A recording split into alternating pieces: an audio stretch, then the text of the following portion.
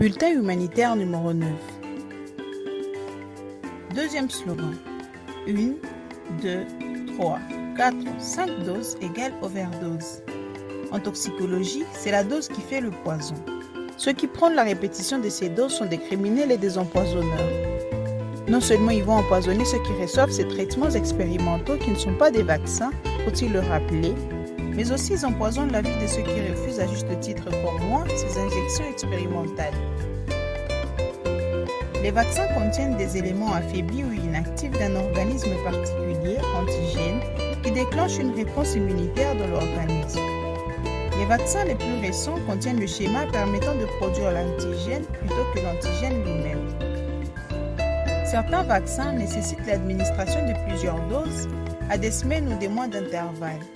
Cela est parfois nécessaire pour faciliter la production d'anticorps à longue durée de vie et la formation des cellules mémoire. Ainsi, l'organisme est entraîné à combattre l'organisme à l'origine de la maladie en développant une mémoire de l'agent pathogène afin de pouvoir le combattre rapidement en cas d'exposition future.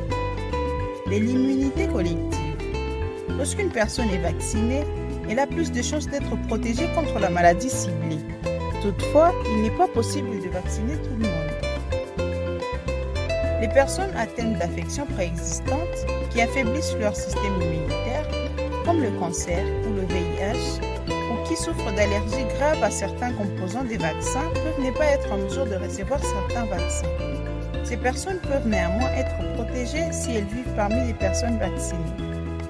Lorsqu'un grand nombre de personnes au sein d'une communauté sont vaccinées, l'agent pathogène circule difficilement car la plupart des personnes qu'il rencontre sont immunisées.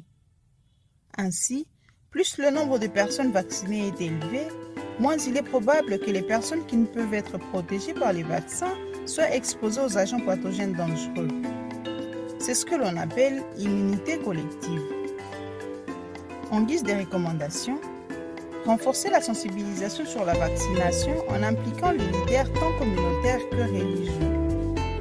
Faciliter à la communauté congolaise dans les zones d'accès au vaccin Johnson & Johnson, mieux apprécié par la communauté au regard de sa dose unique. Recommander aux agents de santé communautaires de se faire vacciner contre Covid-19 en vue de prêcher par l'exemple.